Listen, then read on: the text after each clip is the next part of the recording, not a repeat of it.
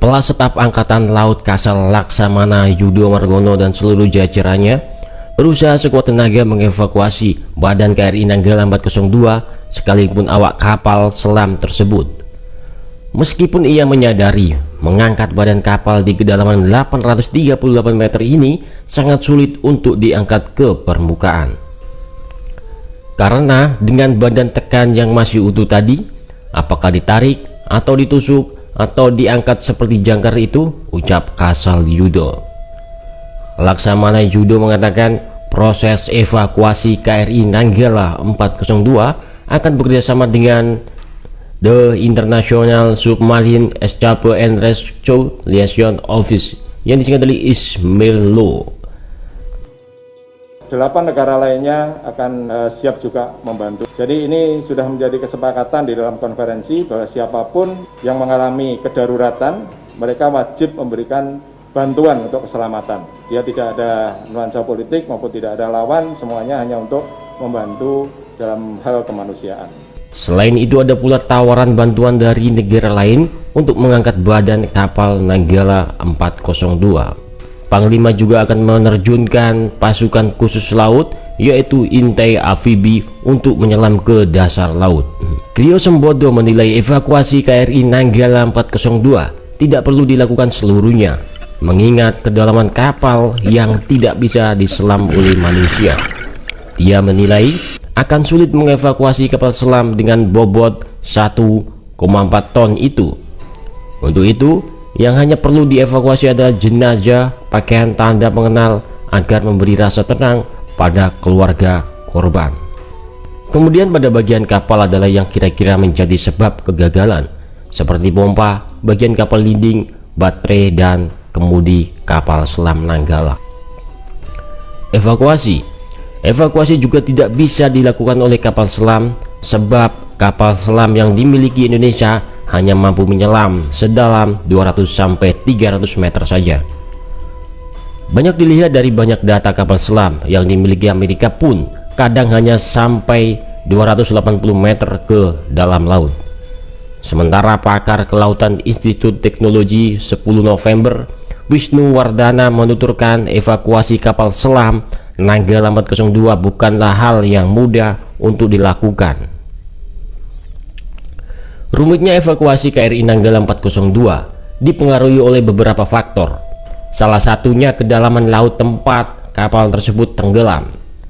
Itu bisa saja dievakuasi, tetapi tetap semua itu tergantung lokasi di mana itu kapal berada, tingkat kesulitan lokasi itu bagaimana. Wisnu mengatakan membutuhkan waktu yang sangat lama dan peralatan ekstra untuk mengevakuasi KRI Nanggala 402. Sebab bobot kapal selam itu diperkirakan mencapai 1,4 ton, yaitu 1.400 ton. Bayangkan saja 1.400 ton itu harus diangkat dari kedalaman laut 838 meter ke permukaan. Bayangkan saja 1.400 ton itu harus diangkat dari dasar laut dengan kedalaman 838 meter harus diangkat ke permukaan laut. Itu hal yang tidak mudah.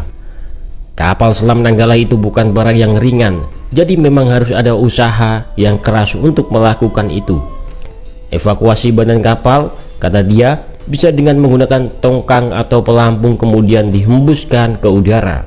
Bisa dengan tongkang atau pelampung yang dikaitkan ke kapal Nanggala, kemudian pelampungnya itu dihembuskan udara sehingga kapal Nanggala 402 terangkat ke permukaan.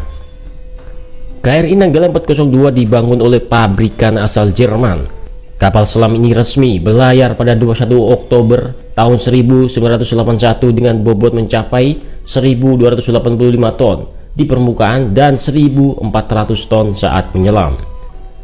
Kapal selam Nanggala 402 sudah puluhan tahun kapal selam ini berlayar.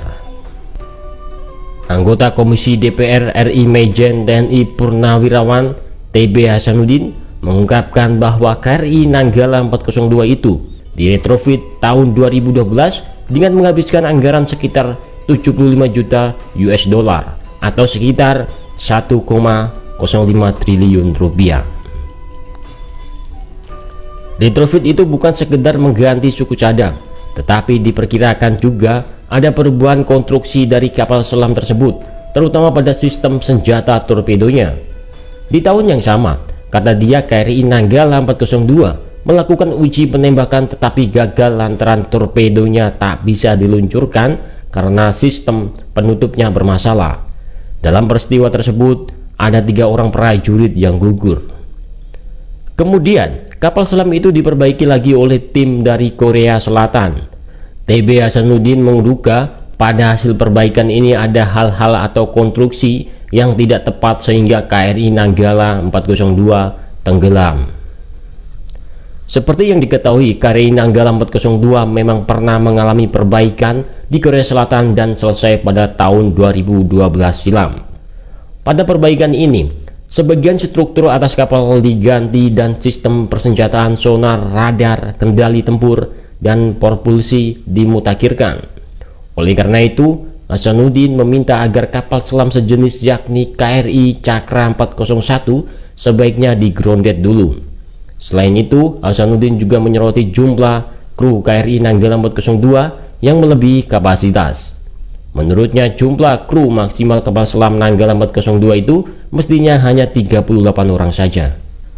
Pada saat hilang kontak, KRI Nanggala 402 itu membawa 53 awak kapal, artinya kelebihan beban 15 orang. Sementara Komisi 1 DPR Farah Putri Nahlia meminta pemerintah memprioritaskan agenda modernisasi. Sementara Komisi 1 DPR Farah Putri Nahlia meminta pemerintah memprioritaskan agenda modernisasi alutsista, termasuk mengevaluasi seluruh kegiatan dan penganggaran yang tidak berkaitan dengan tugas utama TNI sebagai alat pertahanan. Penguatan modernisasi alutsista TNI merupakan kebutuhan yang mendesak mengingat kondisi alutsista yang masih terbatas. Dengan peremajaan alutsista, kata Farah, akan menjadi bukti kepedulian pemerintah terhadap prajurit TNI baik Angkatan Darat, Angkatan Laut, dan Angkatan Udara. Selain itu, TNI dan Kementerian Pertahanan perlu juga mengevaluasi seluruh alutsista tua yang masih digunakan oleh TNI. Selain itu, untuk menghindari musibah serupa, TNI perlu menghentikan untuk sementara mengoperasikan kapal selam sejenis yakni KRI Cakra 401 hingga ada kepastian dan kesiapan yang sempurna dari kapal selam tersebut.